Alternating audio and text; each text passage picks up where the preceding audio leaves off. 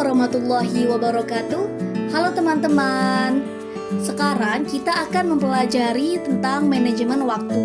Apa sih manajemen waktu itu dan kenapa itu penting bagi seorang pelajar? Sebelum kita mempelajari tentang manajemen waktu, ayo simak cerita berikut.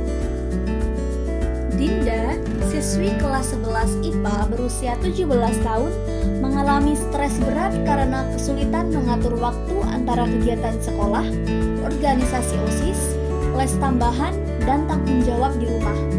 Ia sering merasa lelah, sulit konsentrasi, prestasinya menurun, dan menjadi mudah cemas. Dinda tidak memiliki jadwal yang teratur dan kesulitan menentukan prioritas, sehingga waktu istirahatnya sangat kurang. Untuk mengatasi masalah ini, guru BK memberikan konseling dan pelatihan manajemen waktu, serta membantu Dinda menyeleksi kegiatan yang paling penting. Orang tua juga diajak berperan aktif memberikan dukungan di rumah. Setelah beberapa minggu pendampingan, kondisi Dinda mulai membaik. Ia terlihat lebih tenang, bisa menyusun jadwal harian dengan baik, dan mulai mengejar ketertinggalan akademiknya. Kasus ini menunjukkan bahwa manajemen waktu yang buruk dapat menjadi sumber stres serius bagi siswa, dan peran sekolah serta keluarga sangat penting dalam membantu mereka mengatasinya. Penyebab dari masalah yang Dinda alami adalah jadwal harian yang terlalu padat seperti kegiatan sekolah, OSIS, les, dan juga urusan rumah. Kemudian tidak memiliki keterampilan manajemen waktu, sulit menentukan skala prioritas, tekanan dari sekolah, keluarga, dan lingkungan, tidak bisa mengatakan tidak pada tanggung jawab tambahan, dan yang terakhir, kurang waktu istirahat dan relaksasi. Dampak yang Dinda alami dari hal tersebut adalah prestasi belajar menurun, seperti menurunnya nilai ujian dan juga tugas, sulit fokus dan konsentrasi di kelas, mudah cemas, gugup, dan merasa tertekan, sering merasa lelah dan mengantuk karena kurang tidur. Dan yang terakhir, gangguan kesehatan seperti sakit kepala, mah, atau daya tahan tubuh menurun. Dari cerita di atas, bisa kita pahami bahwasanya manajemen waktu sangat penting bagi seorang pelajar. Oleh karena itu, mari kita mempelajari tentang manajemen waktu. Pertama, apa sih pengertian manajemen waktu? Manajemen waktu adalah suatu keputusan yang dibuat oleh setiap individu dalam mengelola waktu untuk mencapai target yang sudah direncanakan. Yuan dan Chris menuliskan, manajemen waktu adalah serangkaian keputusan yang mempengaruhi kehidupan secara bertahap. Oleh sebab itu, waktu sangat penting untuk dikelola secara teratur guna mencapai tujuan. Faktor-faktor yang mempengaruhi manajemen waktu. Menurut Rahardi, faktor-faktor yang mempengaruhi manajemen waktu antara lain sebagai berikut. Yang pertama, faktor dalam diri sendiri. Faktor ini menjadi salah satu faktor yang paling utama, karena setiap manusia belajar dari kesalahan hidupnya. Akan tetapi, dengan manajemen diri, manusia dapat meminimalisir kesalahan di masa yang akan datang. Yang kedua, faktor pandangan hidup.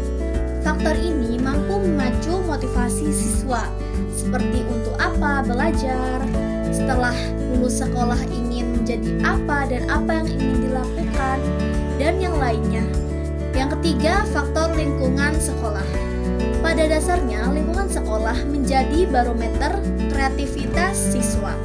Dengan fasilitas sekolah yang memadai, siswa mampu mencari ilmu secara otodidak yang kurang dipelajari di bangku sekolah. Dan yang terakhir adalah adanya motivasi dan tujuan yang ingin dicapai. Selanjutnya, ada strategi manajemen waktu yang dapat dilakukan oleh siswa. Kesulitan dalam manajemen waktu merupakan permasalahan yang sering ditemukan dan dihadapi manusia dalam kehidupan sehari-hari.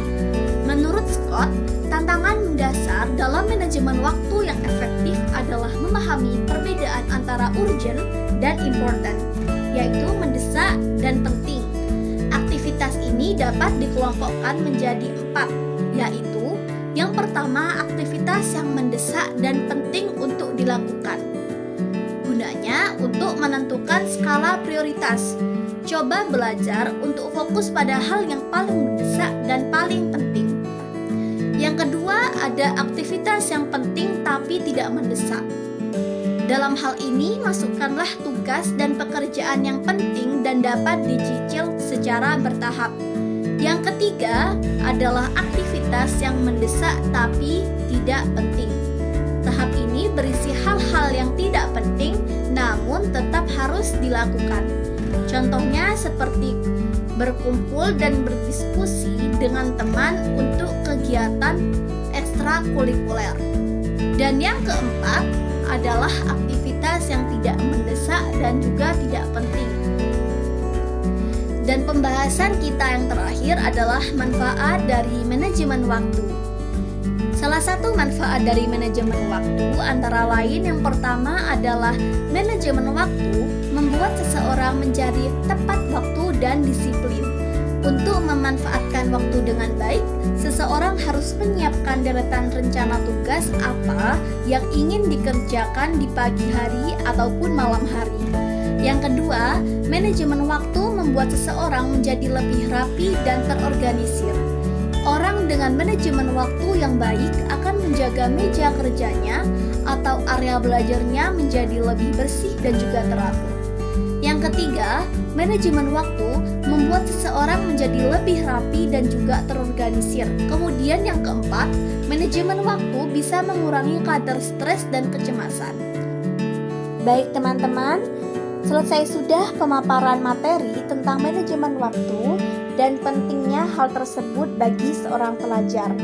Terima kasih bagi yang sudah mendengarkan sampai akhir dan sampai jumpa kembali. Wassalamualaikum warahmatullahi wabarakatuh.